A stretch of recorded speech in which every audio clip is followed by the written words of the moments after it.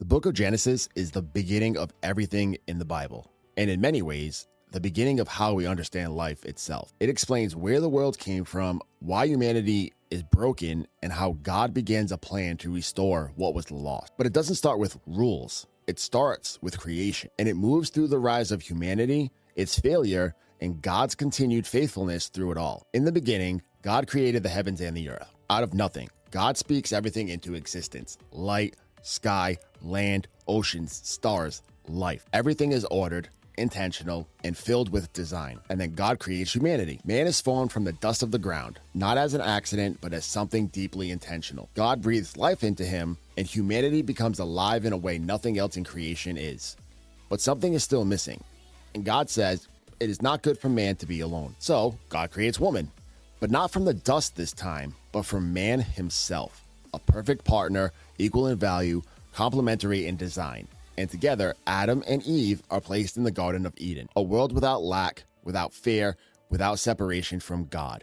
And God calls it very good. But in the middle of perfection, one boundary is given. One tree in the garden is off limits. And with it comes a choice: trust God or to find good and evil on their own. Then enters the serpent, a voice that twists truth just enough to plant doubt. Did God really say that? And that question becomes the turning point of human history.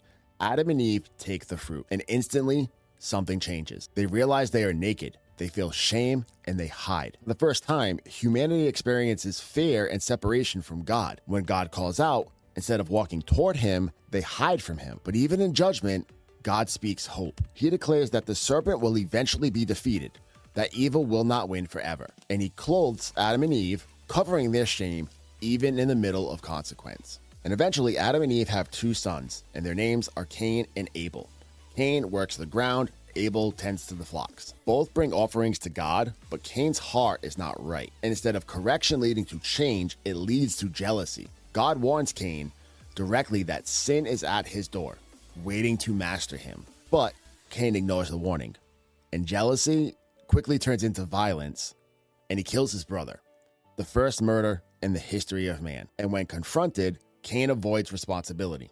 And yet again, even in judgment, God shows mercy, marking Cain so that he will not be destroyed. Sin has now moved from rebellion to relationship to family destruction. And as generations grow, humanity multiplies across the entire earth.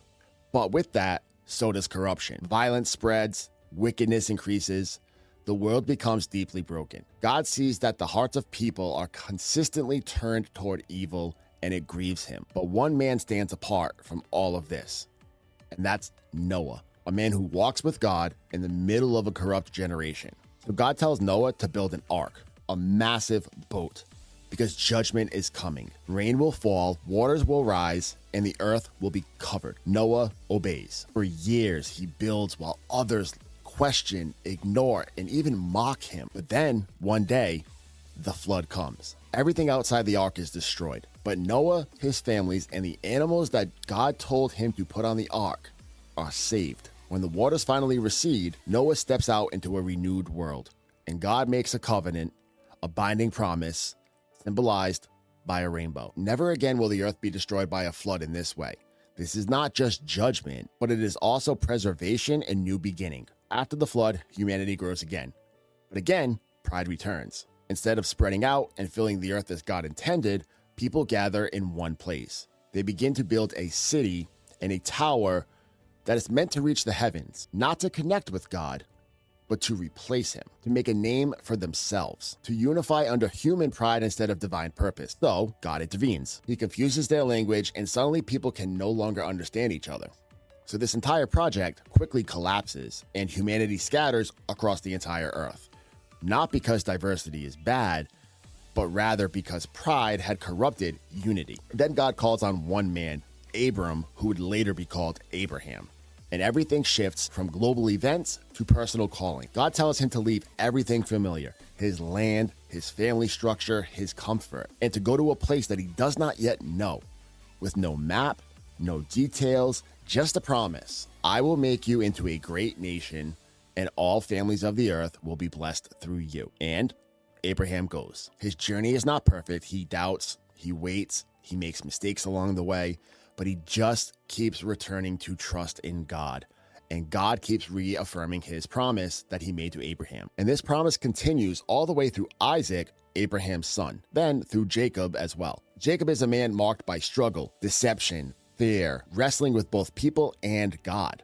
And at one point, he literally wrestles with God and refuses to let go until he is blessed. God changes his name later to Israel. And through him, the promise continues. Not because Jacob is perfect, but because God is faithful. Then furthering the family lineage, we now have Joseph, and Joseph is favored by his father, but hated by his brothers. And early on, something stands out about Joseph is that he has dreams that he feels are possibly from God. But these dreams are dreams where his family bows down to him, dreams that suggest leadership, elevation, or even a future role far beyond his current position. But instead of those dreams being received with curiosity or encouragement, they create tension. Don't just dislike him, they resent him. And Joseph doesn't help the situation because he shares these dreams openly and even wears a coat from his father that symbolizes his father's favoritism. And that divide just further grows until one day the opportunity comes where Joseph's brothers see him coming from a distance, and in that moment, their jealousy turns into a decision. And at first, they plan to kill him. But then they hesitate. His stepbrother steps in, helps save Joseph in a sense, helps to change the plan for his brothers, and instead they just throw him into a pit. Now the goal of his stepbrother was to come back and save him in time, but eventually what happens is his brothers decide to sell Joseph into slavery, and now to the outsiders, well, that would look like betrayal. But underneath it, something deeper is happening. God's working. Because while his brothers think that they're removing a problem for them, God is actually positioning Joseph. Joseph eventually lands in Egypt, where he's stripped of his identity, his family, his comfort, everything familiar, and he goes from favored son to slave to prisoner. But yet even there, God is still with him, because what looks like downward movement is actually set up for elevation. Because Joseph's story is not about just suffering, but it's about preparation. Preparation for leadership, for wisdom, for survival in a coming crisis that no one can see yet. And over time, through all of this, Joseph rises first in Potiphar's house, but then ends up in prison through a wrongful accusation, and then eventually he rises all the way into leadership as basically the right-hand man, the second in command in Egypt itself. And eventually, during a severe famine, he not only helps save Egypt, but his own family. The same brothers who betrayed him now stand before him in need, and instead of revenge, Joseph chooses forgiveness. He tells them what they meant for harm, God used for good, and what started as betrayal becomes restoration. So you see, Genesis ends not with everything resolved, but with everything in motion. A created world, a broken humanity, a faithful God, and a promise that continues through imperfect people. From Adam to Joseph, one truth stays consistent. Humanity fails, but God does not. So here's one question that Genesis can leave us with. It's, where in your life are you still trying to do things your own way instead of trusting God's design? And are you willing to believe that even when life feels broken, God is still working on a bigger story, more than what you can see? Because Genesis isn't just about the beginning of everything, but it's the beginning of God proving that he does not abandon what he starts. If you like this video, you found it helpful, insightful, or easy to follow along with, consider subscribing to the channel, as we will be breaking down every single book in the Bible. And then we'll go further into characters, stories, and so forth and so on. So a free way to help spread the word of God, to get this ministry growing, is simply subscribing to the channel, sharing it with a friend if you like. And leave a comment below on one point that you take away from this book. And we'll see you on the next one. God bless.